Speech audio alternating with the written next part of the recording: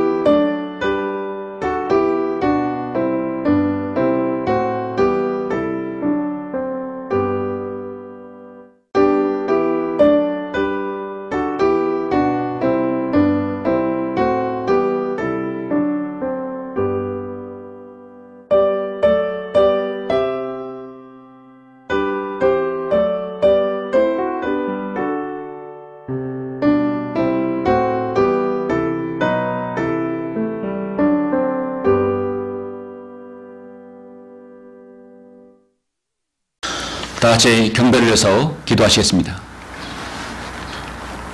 은혜와 진리가 충만하신 아버지 하나님, 감사를 드립니다. 허물과 죄들 가운데 죽어서 영원히 멸망할 수밖에 없는 저희들을 주님의 그 크신 사랑과 주님의 보혈의 공로로 갈보리 십자가의 구속사역을 통하여 저희들이 구원받아서 하나님의 자녀가 됨을 감사를 드립니다. 아버지 하나님, 이제 10월의 첫 주입니다. 봄에 심었던 씨앗들, 모든 우리가 열매를 거두고자 하는 것들이 하나씩 열매를 거두어 드리게 됩니다. 우리의 인생이 그래도 이번 10월에 무엇인가 열매를 맺을 수 있다면 그 열매로 주님께 영광을 돌릴 수 있도록 저희를 인도하여 주옵소서. 농부가 씨를 뿌리고 가꾸어서 결실을 바라는 것처럼 우리 그리스도인도 자신의 생에 무엇이라도 열심히 심고 가꾸어서 거두어서 주님께 영광을 돌리는 우리 생애들이 될 수 있도록 인도하여 주시옵소서. 오늘 예배의 시종을 주님께 의탁드립니다. 함께 경배하는 모든 소중한 성도들 주님 기억하여 주시고 말씀에 오늘 은혜가 될 수 있도록 인도하여 주옵소서. 그리고 또한 이 추석 연휴에 우리가 평온하고 정말 안전하고 주님께서 주시는 평안 가운데 이 추석 연휴를 잘 보낼 수 있도록 인도하여 주시길 원합니다. 감사를 드립니다. 주 예수 그리스도 이름으로 기도드렸습니다. 아멘. 영광을 주께 찬송가 156장입니다.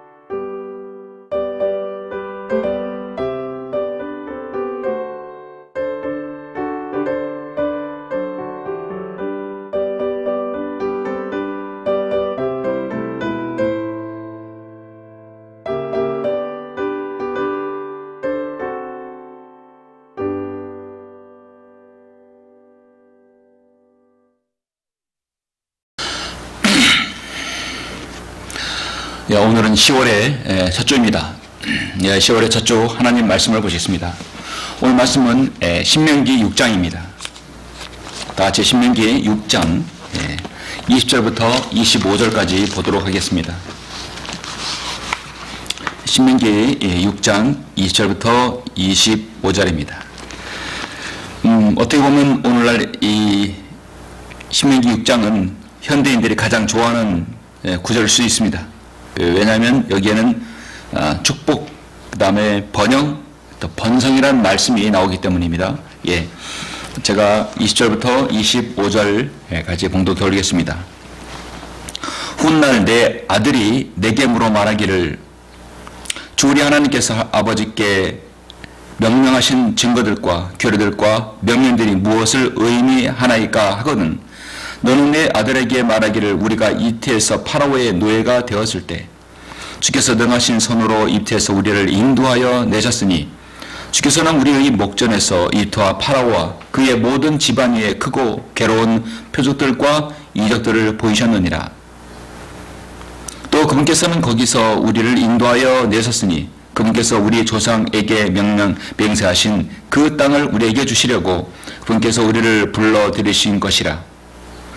주께서는 항상 우리의 번영을 위해서 주 우리 하나님을 두려워하도록 이 모든 규례들을 행하라고 우리에게 명령하셨으니 주께서는 오늘과 같이 우리를 살아있게 보존하셨느니라. 만약 우리가 주께서 우리에게 명령하신 대로 주 우리 하나님 앞에서 이 모든 계명들을 지켜 행하면 그것이 우리의 의의가 되리라 할지니라. 아멘. 우리의 번영을 위해서 24절의 핵심적인 말씀이죠. 번영입니다. 자, 오늘 말씀을 위해서 잠시 기도하시고 말씀을 듣겠습니다.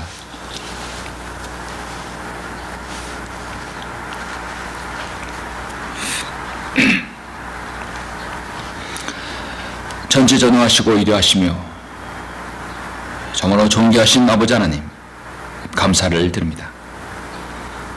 우리 하나님께서는 인간을 창조하시고 동일한 능력으로 그의 생애를 지켜주시고 함께 하시는 분이십니다. 죽어서 죄악 가운데서 영원히 멸망할 수밖에 없고 지옥에 갈 수밖에 없는 저희들을 우리 주 예수 그리스도의 귀한 그 보혈의 공로로 주님의 그 큰 사랑과 은혜로 저희들을 구원하여 주셔서 하나님의 자녀로 삼아주심을 감사합니다. 이제 저희들의 생애는 오직 주님께 붙들림 바 됐습니다. 어지럽고 혼탁하고 혼란한 이 세상 속에서 저희들 예수 그리스도를 믿는 믿음으로 우리 하나님을 주 하나님의 만왕의 왕으로 우리가 모시고 섬기며 살 수 있도록 인도하여 주심을 감사합니다.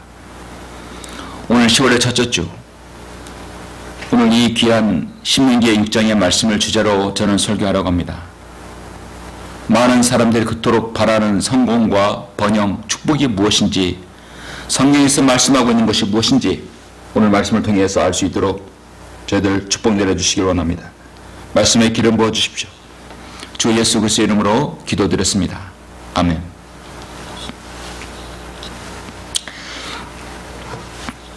자꾸 이게 눈물이 나와서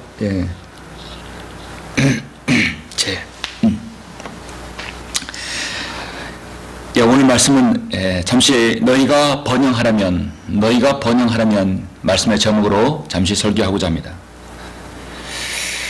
가을은 수확의 계절입니다. 결실의 계절입니다. 누구나 무엇을 심으면 가을에 거둘 것인가를 압니다. 심지 않고 거두기를 바라는 것은 그것은 마귀의 성품이죠.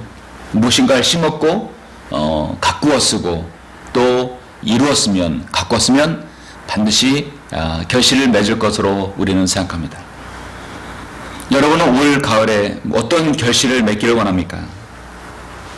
저도 나름대로 열심히 노력하고 무엇을 한 것을 이제 결실을 맺고자 하는 것입니다. 그 결실은 영적인 결실이 있고 또 세상적인 어떤 물질의 결실도 있을 것이죠. 또 여러분의 그 혼적인 부분에도 결실이 있을 것입니다. 사람은 누구나 한번 태어나면 인생에서 성공이란 한 단어에 집착하게 됩니다. 거듭나지 못한 자연인에게는 그 성공이 오로지 물질적인 보이는 것에 집념을 버리지 않습니다. 사람은 누구나 젊어서는 물질을 모으기를 원합니다. 그 성취되면 다음에는 권력을 얻고 싶고 다음에는 명예를 얻고 싶습니다.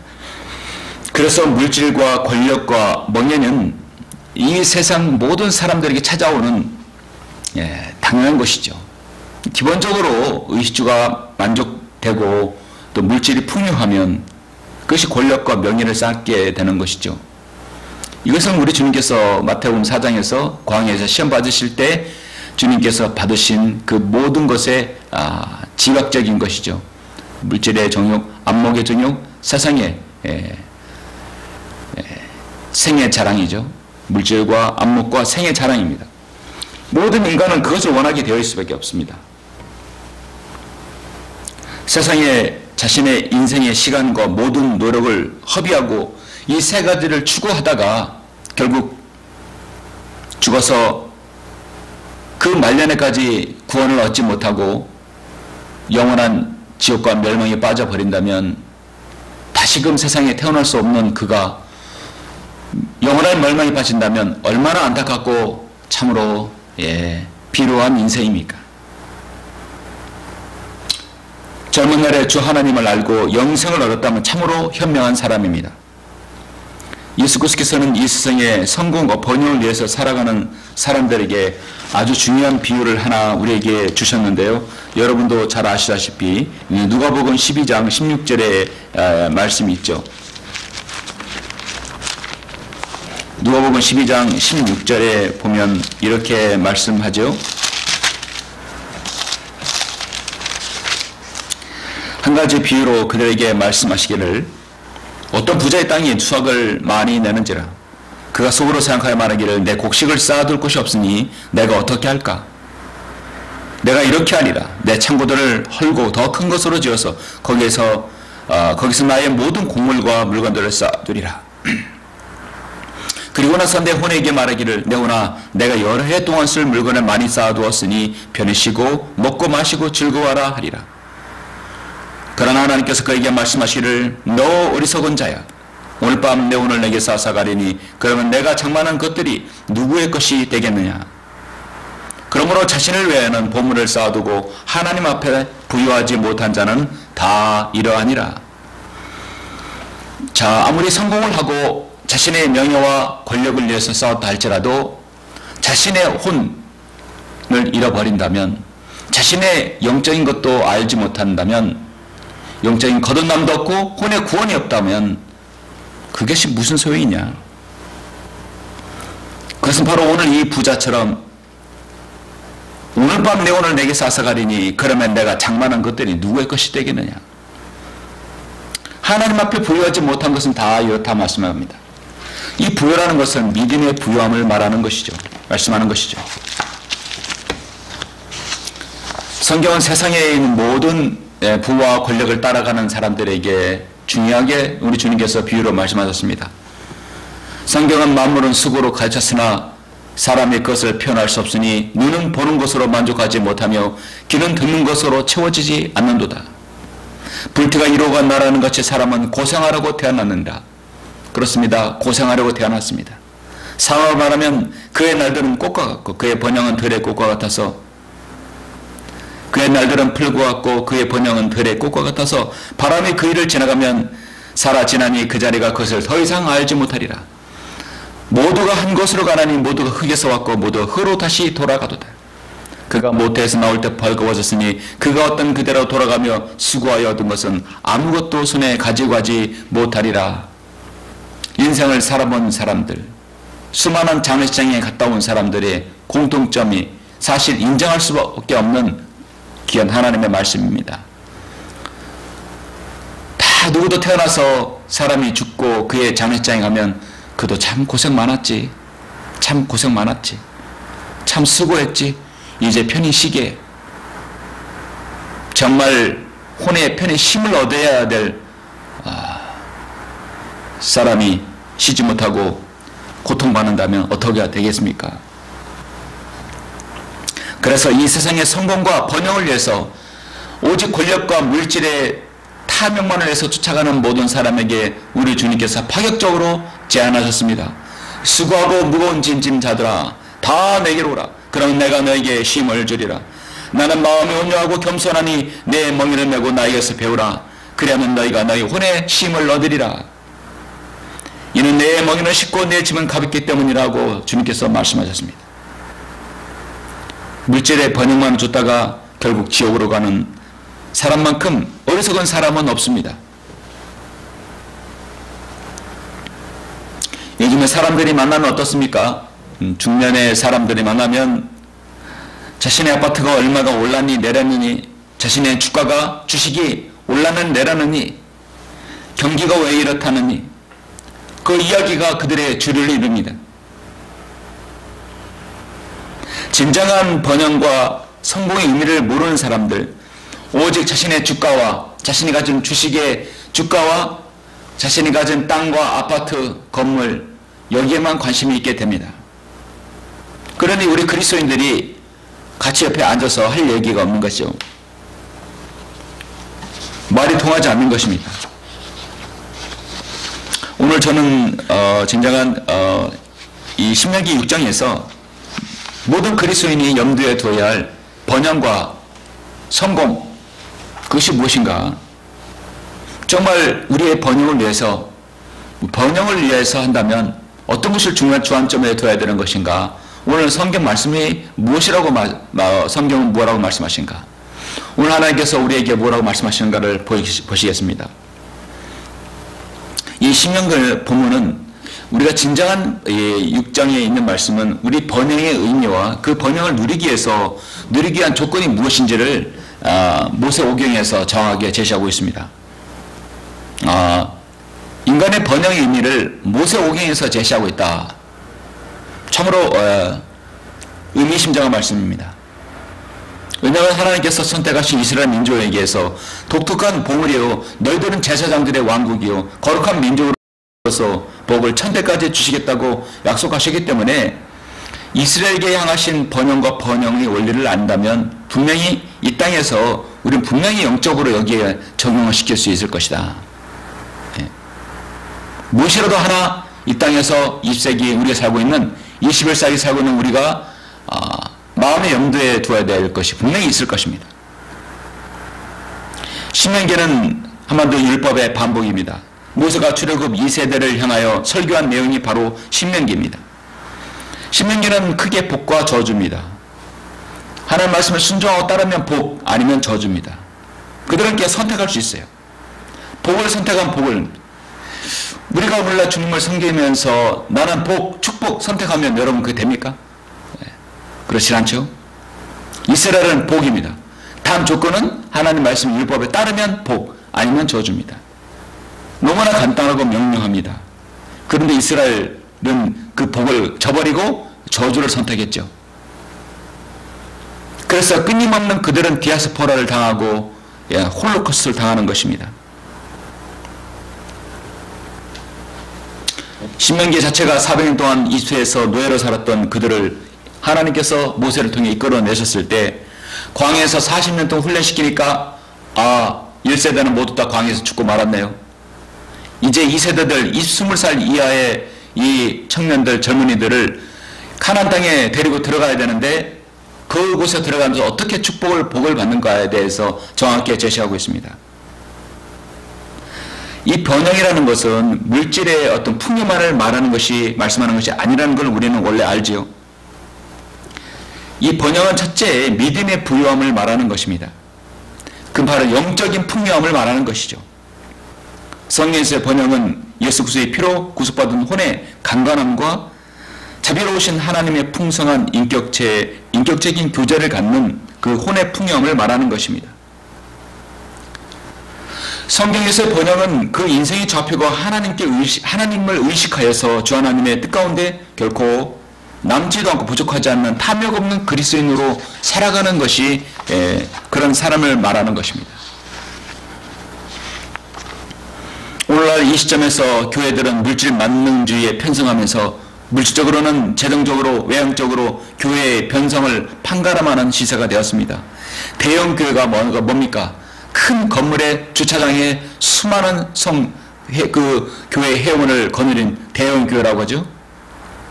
그 대형 교회는 그냥 성공한 목회, 성공한 목사가 되어버리는 것입니다.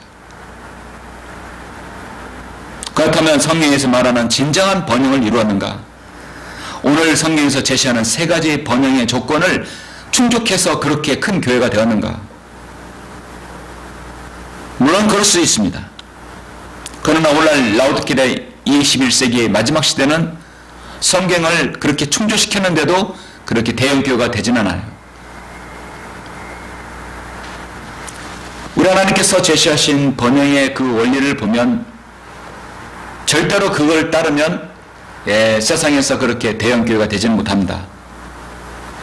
제가 그걸 여러분에게 세 가지를 여러분에게 제시를 하고자 합니다. 너희가 번성하라면, 자, 이것은 여러분 교회의 번성을 말하는 게 여러분 개인, 자신, 가정, 그리고 여러분이 속한 구성원, 그리고 나아가서 여러분 지역교회 마찬가지입니다. 너희가 번성하라면 첫 번째, 마지막 시대 하나님께서 원하는 번영은 무엇인가? 첫 번째는 하나님의 나라와 그분의 의를 구하라. 이것이 첫 번째다는 거죠. 자, 하나님의 나라와 그분의 의를 구하라는 것은, 이것은 한마디로 우선순위를 잘 선별하라는 것입니다. 우선순위가 뭐냐? 신명기 6장 25절을 먼저 보시겠습니다. 만일 우리가 주께서 우리에게 명령하신 대로 주 우리 하나님 앞에서 이 모든 계명들을 지켜 행하면 그것이 우리의 의가 되리라. 우리의 의가 되리라. 하나만 더 찾겠습니다. 마태복음 6장 31절, 마태복음 6장 31절 보시면,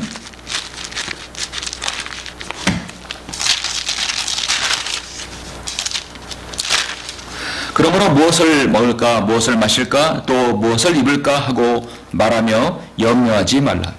이런 것들은 모두 이방인들이 구하는 것이라. 하늘에 계신 너희 아버지께서는 너에게 이런 모든 것을 필요한 줄 아시느니라. 오히려 너희는 먼저 하나님의 나라와 그분의 의를 구하라. 먼저 너희는 하나님의 나라와 그분의 의를 구하라. 그렇죠. 하나님의 나라와 그분의 의입니다. 이게 첫 번째 우선순위입니다. 그러면 이 모든 것을 너에게 더해 주시리라. 아, 이것만 지키면 모든 걸 주신다고 말씀하고 있습니다. 먼저 하나님의 나라와 그분의 의, 하나님의 의를 먼저 구해야 된다 하는 거죠. 그러므로 내일을 위하여 염려하지 말라. 내일 일은 내일 염려할 것이요 그날에 지한 그날에 충분하니라.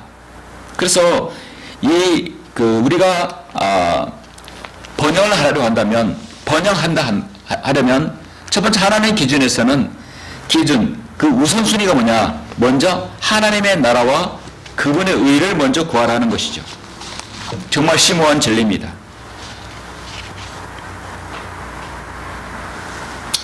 마태복음 6장은 주님께서 재물에 대해 강론하시고 하나님의 자녀는 하나님의 절대적인 신뢰 속에서 보호하신다는 약속을 하시는 장입니다.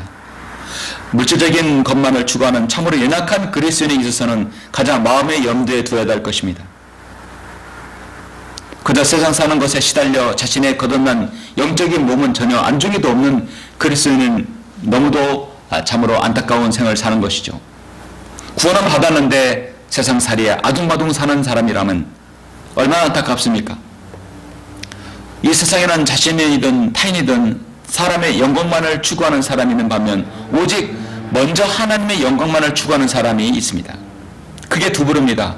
자신을 위해서 사느냐, 자신의 영달을 위해서 사느냐, 하나님의 영광이 먼저냐는 것입니다. 크게 두 가지로 볼 수 있어요. 사람의 영광만을 사는 사람, 무늬만 그리스도인도 그렇게 될 수 있습니다. 이 생에서 먹고 자는 것, 입는 것, 의식주가 전부라는 것입니다. 하나님 말씀에는 전혀 관심이 없습니다. 구원받았다 할지라도 하나님 말씀에 관심 없고 의식주에 매달리고 분망한 삶을 살면 그것도 역시 무늬만 그리스도인입니다. 요한복음 14장 13절 14절에서 말씀합니다. 너희가 내 이름으로 무엇인지 구하면 그것을 행하리니 이는 아버지로 아들 안에서 영광을 받으시게 하려는 것이라. 너희가 무엇이나 내 이름으로 구하면 내가 행하리라. 우리가 주님의 이름으로 구한다는 것은, 기도하는 것은 그것을 먼저 이루어 주시면 내가 하나님 아버지께 먼저 영광을 돌리겠다는 것입니다. 의도가 분명하죠. 그래서 우선순위가 분명하다는 것입니다. 어떤 일이 이루어지면 나의 영달, 나의 만족이 아니라 먼저 하나님의 영광을 먼저 구한다는 것입니다. 나보다 성도를, 나보다 목회자를, 나보다 사역을, 나보다 교회를, 나보다 선교를 먼저 우선순위. 하나님께서 가장 기뻐하시는 일입니다. 당장 내 발등에 불이 떨어졌고 힘든 것인데 어떻게 남을 먼저 돌아보냐. 그 이타적인 사랑이 바로 우리 주님을 통해서 우리가 배웠지 않았습니까? 나보다 먼저, 나보다 복음, 나보다 복음과 진리, 나보다 사역, 나보다 먼저 다른 성도의 그런 이타적인 마음이 있을 때 주님께서 기뻐하십니다. 나보다, 나의 영광보다 하나님의 영광.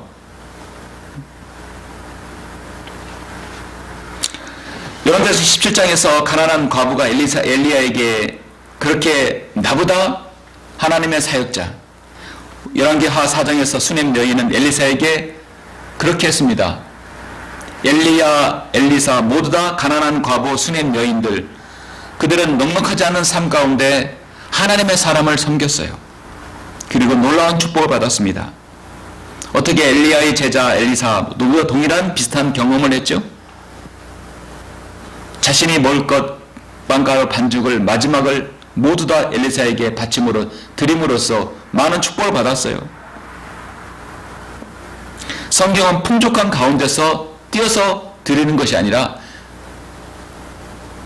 자신의 없는 가운데 그것 전부를 하나님께 드린 그 성도의 마음을 하나님께서 하신다는 거죠. 그것을 이런 말씀을 많은 이단들이 교묘하게 악용해 버리죠. 당신의 가진 것을 싹 다 바쳐라. 모든 것, 돈과 시간과 그리고 우리의 열정과 몸 모든 걸 바치라고 하는 것이죠. 그렇게 축복받는다. 이런 말씀으로 바로 현혹하는 것입니다.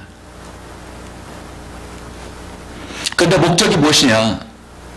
그 교주의 영달과 교주의 만족을 위해서냐? 그래서 여러분 정말 많은 이단들이 빠지는 것이 목적이 무엇이냐? 자신이 가진 걸 온전히 헌신했을 때 무엇이 얻어지고 누가 영광을 받을 것인가? 근본적인 것은 하나입니다. 많은 사람들이 이단에 빠지는 것은 그 모든 걸 들었을 때 그 모든 것의 귀결이 어디로 가느냐? 그 종교의 창시자가 모든 걸 가져가느냐? 이 땅의 인간은 절대로 종교 창시가 될 수 없습니다. 이만희 마찬가지입니다. 통일교 문서명 같죠? JMS 정명석이 수많은 이단들 모두 다 자신의 영달 위해서 가져가 버렸습니다. 인간은 절대로 교주가 될 수 없습니다. 돼서는 안 됩니다. 신도 될 수 없어요. 그냥 나중에 죽으면 썩 없어질 벌레에 비유합니다. 벌레에 불과합니다. 다만 그 사람의 생애에 어떻게 그가 하나님의 영광을 돌렸느냐, 그것이 중요하지. 자신의 영달을 위해서 산 수많은 종교의 지도자들, 교주들 모두 한 인간에 불과한 것이죠. 그 영광을 자기가 가져갔다는 것입니다. 교회의 하나님을 위하여 주님을 위하여 한다 하면서도 그 영광을 자기가 가져가 버린 것, 이것이 바로 악한 종교의 사기꾼의 전형인 것입니다. 성도들의 그런 간절한 마음을 이용하는 것이죠. 그래서 첫 번째로 우리는 잘 주시해야 됩니다. 내가 어떤 것을 우선순위를 가졌을 때 이것을 과연 영광을 누가 취할 것인가, 누가 영광을 받을 것인가? 하나님께입니다. 하나님께입니다. 그랬을 때 이 번영을 이루었었고 성공을 이루었을 때 하나님께 영광을 돌려야 되는 것이죠. 첫 번째 가장 중요한 우선순위입니다. 두 번째, 너희가 번성하려면 마지막 때 하나님께서 원하시는 번영은 어떤 번영이냐? 그러려면 두 번째, 교만하지 말고 하나님께 밀착하라. 하나님께 밀착하라. 하나님을 두려워라 하는 것이죠. 6장 20절 24절 말씀하겠습니다. 훗날 내 아들이 내게 물어 말하기를 주 우리 하나님께서 아버지께 명령하신 증거들과 규례들과 명령들이 무엇을 의미하나이까? 너는 내 아들에게 말하기를 우리가 유태에 확신합니다.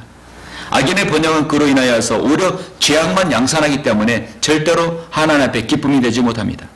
시편 37편 7절에서 저 안에서 쉬고 있냐며 그를 기다리라. 자기 길에서 번성하는 사람 곧 악한 계책을 성사시키는 사람을 인하여 초조하지 말라. 악인이 번성하는 것에 대해서 부러움을 갖지 말라는 얘기입니다. 부러우면 지는 것입니다. 다른 누구가 로또나 경마나 경유나 바다야 고스톱, 카드, 주식 어떤 것이 돼가지고 대박을 쳤다고 해서 여러분 절대 부러워서는 안 되는 것입니다.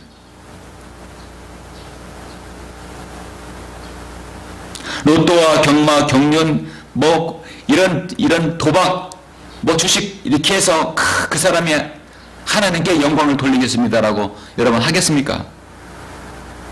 그냥 대박이라고 하고 모든 것을 자기 치부하는 데 사용하겠죠. 하나님을 위해서 무엇인가 해야겠다고 마음 먹으면 우리 하나님께서는 그래 내가 이것을 내가 해결해주면 번영을 하면 너는 그것으로 어떻게 하고 그리고 무엇을 쓰겠니? 먼저 우선순위가 무엇인가 하나님께서는 물으실 것입니다. 예, 하나님의 영광을 위해서 쓰겠습니다. 하나님의 영광을 위해서. 제가 시편 1편 3절 1편 1절부터 3절을 잠시 읽고 설교를 마치겠습니다. 정말 번영이 어떤 것인가를 알려주시는 것이죠. 복이는 사람은 악인들의 간계를 따르지 아니하며 죄인들의 길에 서지 아니하며 조롱하는 자들의 자리에 앉지 아니하는도다. 그의 즐거움이 주의 법에 있으니 그가 주의 법을 죄로 묵상하는도다. 그는 강가에 심겨진 나무 같아서 계절을 따라 열매를 맺으며 그의 잎사귀도 마르지 아니하리니 그가 무엇을 하든지 번성하리로다. 여러분 무엇을 하든지 번성한다는 얘기는 정말 하나님께로부터 백지수표를 받은 거죠. 너 무엇이든지 번성할 것이야. 그러려면 조건이 있어요. 내가 먼저 우선순위를 가져라. 먼저 하나님의 의를 구하라. 그리고 하나님께 밀착하고 겸손하라. 그리고 내 영적인 것, 혼적인 것 그것이 먼저 중요하다. 그러면 하나님께서 여러분에게 백지수표를 주실 것입니다. 그가 무엇을 하든지 번성하리로다. 여러분 그 무엇을 하든지 여러분 주 안에서 번성하시길 간절히 바랍니다. 기도하시겠습니다.